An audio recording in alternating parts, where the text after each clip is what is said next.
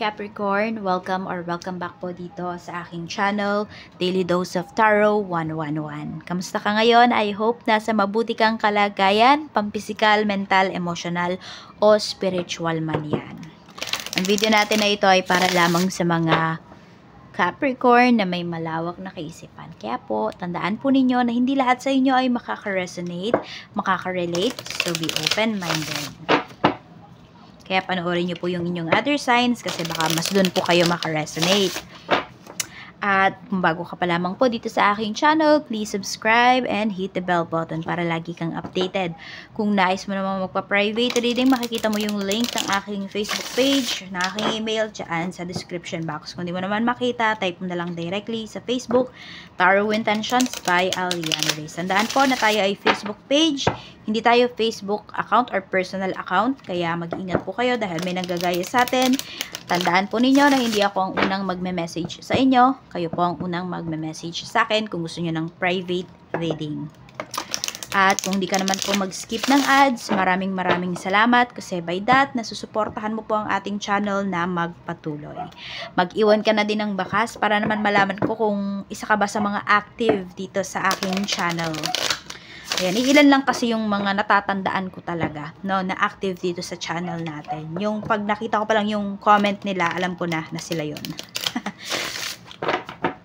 Tingnan natin, okay? By the way, ang full moon po ay April 12 Eastern Daylight Time, 8:22 PM at April 13, 2025 dito po sa Pinas, 8:22 AM naman. Kung balak nyo pong or kung gusto ninyo na mag-manifest pero wala kayong time, ako na po ang bahala, basta tapusin nyo po ang video natin na ito. We have the current state is safe. So sinasabi naman po dito no, kung nasaan man kayo ngayon, okay, ay safe daw po kayo. Huwag kayo masyadong mag-alala, huwag kayo masyadong mag-overthink. Yes, I know yung iba sa inyo pwedeng nasa mahirap kayo na sitwasyon, meron kayong mabigat na pinagdadaanan, pero wala tayong magagawa. Dapat nyo talagang pagdaanan yan para may matutunan kayo, Capricorn, at yun, mas safe daw kayo dyan. Sabihin natin, baka kung umalis kayo dyan, mas worse pa yung maranasan ninyo. Yung tipong ganun, parang ganito. Naghanap kayo, meron kayong current work. Sinasabi mo, toxic dyan. Naghanap ka ng bagong trabaho, lumipat ka. Pero mas toxic pala yung napuntahan mo. Yung tipong ganon. Kaya, yan. Hindi naman enjoyin kung ano yung meron ka. Lalo na kung naghihirap ka dyan, di ba? Pero, tingnan mo kung ano yung lesson na tinuturo niyan sa'yo. Tingnan pa natin ano pa yung mensahe for you.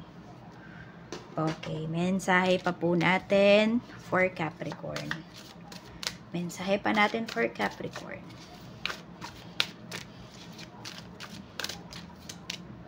Saboteur, sabi dito, highlights your fear of self-empowerment and the changes it would bring to your life. So, magtiwala ka sa sarili mo. You need to empower yourself. Diba? Tama na ang pag-self-pity. Diba? Tama na yung naaawa ka sa sarili mo. Diba? It's time naman. It's time to shine. It's time na sarili mo naman yung unahin mo. Ayan. Tignan pa natin. Huwag ka daw matakot dito na magtiwala sa sarili mo. Diba? Hinahangaan mo nga yung ibang tao, Capricorn. Tapos, or nagtitiwala ka sa ibang tao. Ganito, nagsusuporta ka ng business ng ibang tao. Ikaw na lang ay gusto mo mag-business. Tapos ikaw, diba, gusto mo mag-business pero natatakot ka. Or wala kang tiwala sa sarili mo. Bakit ganon? Diba? Yung ibang business ka, nasusuportahan mo. Yung sarili mo pa kayang business or yung gusto mong i-pursue. So, support yourself. Diba? Una muna, i-accept mo muna yung mga flaws mo. I-accept mo yung mga features mo. Nobody's perfect. Diba? Kung may mga pagkakamali ka man, accept mo yon, matuto ka talaga dun sa mga lessons na tinuro nun sa'yo. Tignan natin. Okay, nagtataka kayo bakit paulit-ulit nangyayari sa life nyo kasi meron kayong kinakaligtaan. Yung lesson nga po talaga na tinuturo sa inyo ng isang tao, ng isang bagay. Tignan natin ano pa yung mensahe for you.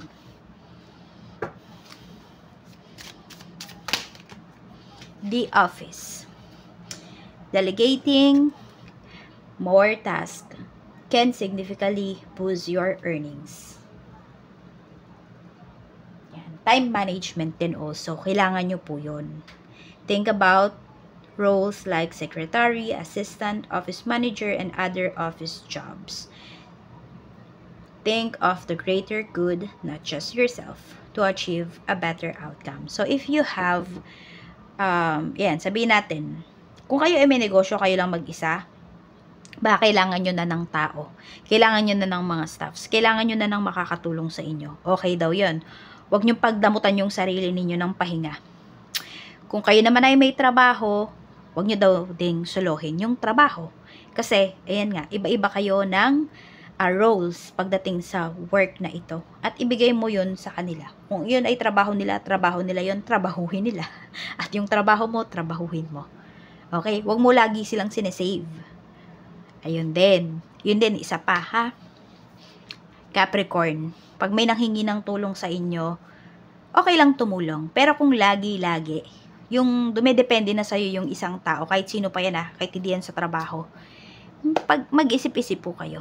Kasi, meron kang na babypass na karma ng isang tao or ng ibang tao. Sa halip na natuto yung tao na yun, hindi siya natuto. Kaya minsan masama ding tumulong. Masama din yung tulong ng tulong ka. Totoo yun. No? Kaya ayan. Bigyan mo ng bigyan mo ng task yung tao na yun para may matutunan siya at ikaw din may matutunan ka, may magawa ka, may matapos ka. Tignan natin your energy naman. This full moon. Your energy this full moon. Yan, meron dito mga nananabotahi lang sa'yo. Your energy. We have Page of Swords. You're very curious ngayong ngayong full moon. Pero pwede rin may iniiwasan ka rito.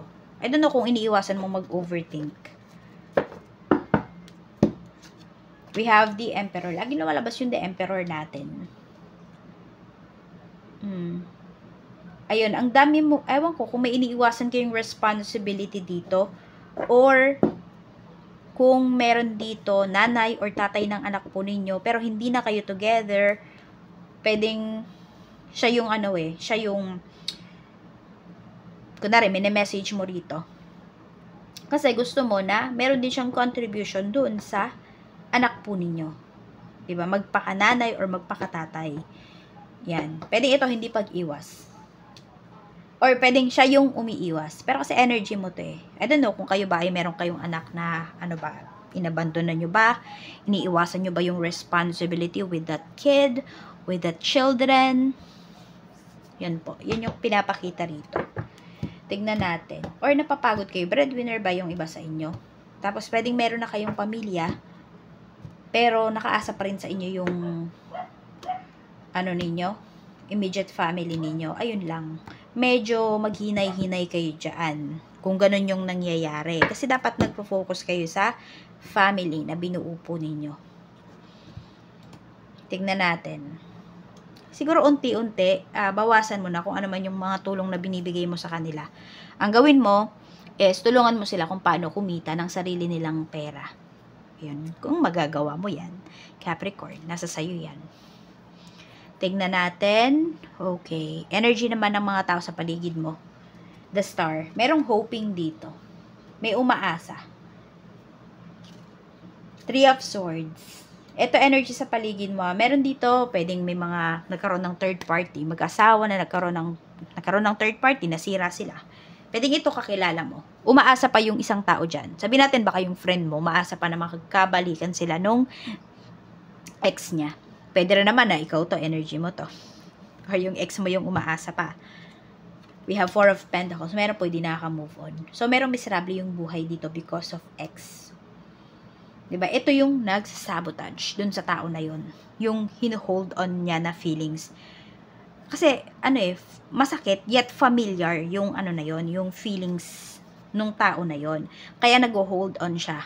Pwede rin because of memories. So, ayun, may mga broken-hearted dito na ma-encounter ka na malapit sa puso mo. Oo. Ayan. So, medyo malungkot ka para sa kanila. Pero kasi wala ka namang magagawa kung yun yung gusto nila eh. Or yun pa yung nararamdaman nila. Knight of Cups. You can offer, a time, di ba, para kausapin. Ganun lang. Pero yung sabi natin, yung mas more pa yung gagawin mo doon, wala kang magagawa, wala kang maitutulong doon sa tao na yon. Tingnan natin. Kaya ayan, medyo iwas-iwas ka rin siguro sa kanila. Kasi, negative yung energy ng mga tao. Na, di ba, negative naman talaga yung energy ng mga broken-hearted na tao. So, kung meron kang goal dito, mag-focus ka muna doon. Kasi baka mabahiran ng negativities ito. So, hindi naman sa nagdadamot ka sa oras mo. Pero parang ganun na nga. Tignan natin, what to release during this time? Three of Cups. So, may announcement dito. May celebration. Queen of Cups. Ito yung matagal nyo nang hinintay. So, wag po kayo matakot na mag-party. Wag kayo matakot na mag-celebrate. Ayan yung sinasabi. What to expect? We have the Empress. Mayroong mabubuntis. Pero sinasabi, safe kayo dito. The current state is safe. We have Ace of Pentacles. And we have Seven of Cups. Pero alam mo, pinapakita rito talaga, Capricorn, yung mga dreams po ninyo, na pinagpaguran nyo, nagbuno kayo ng maraming oras, ng maraming panahon. Ayan i-appreciate mo talaga yung oras na binigay mo rito. Ang dami nyo pang mga goals na maa-achieve, na maa-unlock this time. So, yan na, i-appreciate nyo po yung pera na kinikita ninyo kasi kayo lang naman makaka-appreciate niyan. Maaring na-appreciate ng ibang tao kasi tinutulungan mo sila kasi may nabe-benefit sila sa'yo. Kaya na-appreciate nila. Pero kung wala kaya, 'di ba? Ma-appreciate kaya nila yung magandang kita mo. Hindi, 'di ba? That's reality. Yan. Kaya kung ayaw nyo na paulit-ulit yung nangyayari dito sa life ninyo, change it little by little. Para hindi rin kayo mabigla. At hindi rin mabigla yung the other party. So, blessings. Tignan natin. Blessings na paparating for you. Though I know, meron dito, mas bine-bless kayo pag nagbibigay kayo. Kaya, yun, yung iba sa inyo, hindi rin kayo talaga makatanggi.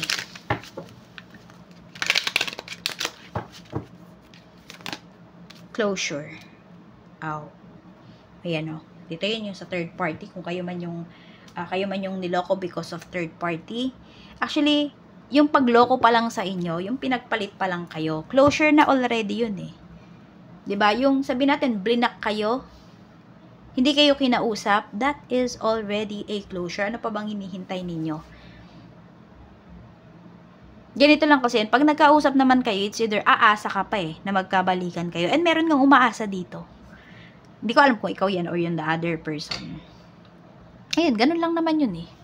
Diba? Pag sinasabi niyo gusto niyo ng closure, it's either gusto niyo talagang matapos na. Pero kasi tapos na nga dahil kung hindi na kayo pinapansin, hindi na kayo kinakausap, that is already a closure.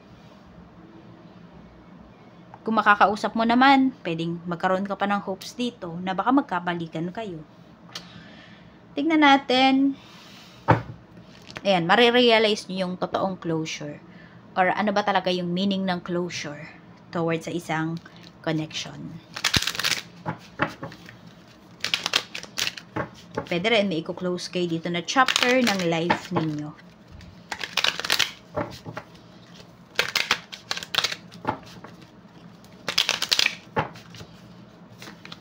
We have dog. Yan, malalaman nyo din na need nyo palang maging loyal sa sarili ninyo. Hindi pala maging loyal sa ibang tao. We have lottery. Kung meron kayong tinatayaan na number dito, huwag nyo i-share sa ibang tao. Uy, ito yung tinatayaan ko. Huwag nyo i-share. Ayan we have lottery. Pwedeng manalo talaga kayo. Or feeling panalo ka. Baka meron ka ditong gustong alagaan na pets. Ayan, pwedeng makuha mo na yan. Maalagaan mo na yan. Para na rin kayong tumama sa loto. Okay, so yan yung mafe-feel ninyo para kayong tumama sa loto. Pero meron din dito, pwedeng tumama talaga kayo. Hindi ko alam kung nasaan kayong bansa, pero ayan po. Family. Meron din yung, sabi natin, yun nga, sabi ko, yung feeling kasi na parang tumama na rin kayo sa loto because you have your own family, okay yung pamilya ninyo, walang nagkakasakit. So, parang sa inyo, yun palang panalo na kayo. Depende yan ng definition natin na nanalo tayo. Diba? Na masaya tayo. We have X. Lumalabas talaga yung energy ng X mo rito. Ayan. Tignan nga natin kung may feelings pa to sa'yo. Talaga. May feelings pa ba to sa yung ex mo? Siguro siya yung umaasa rito. Ito yung energy ng tao, no? Nakasurround pa to sa'yo. Pwede kasi na hindi, ano ba yun? Meron pa kayong spiritual cord. Kaya ganyan. Kaya lumalabas pa yung energy niya. Tignan natin ha, may feelings pa ba talaga to sa yung ex mo? 7 of Wands. 10 of Swords. Okay, alam mo, mag-ingat ka. Mukhang babalik lang yung taong to para guluhin ka. Kung masaya ka na sa family mo, naka-move on ka na, kung meron kayong anak, huwag mo nang pabalikin yung taong to. Bakit? Kasi uulitin lang niya yung ginawa niya sa'yo. Sabi nga, may dahilan kung bakit ex mo na yung ex mo. Tingnan mo, nung nakalaya ka rito, ito yung naramdaman mo, para kang nakawala sa, hindi naman nakawala sa hawla, kundi para kang nanalo sa loto, sa sobrang saya mo. Dahil na, umalis na yung toxic sa life mo. Kaya huwag mo nang pabalikin yan. Kasi magiging toxic lang ulit. Lolokohin ka lang. Ayan, oh. Baka ikaw pa yung sisihin niya. Dito sa pagbalik niya at pag niloko ka niya ulit.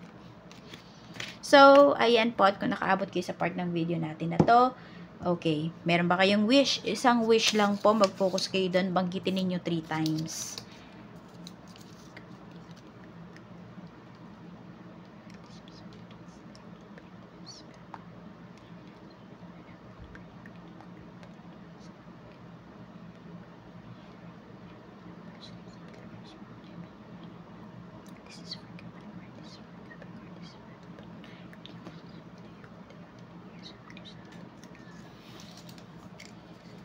So, ito po, ibibilad ko ng full moon.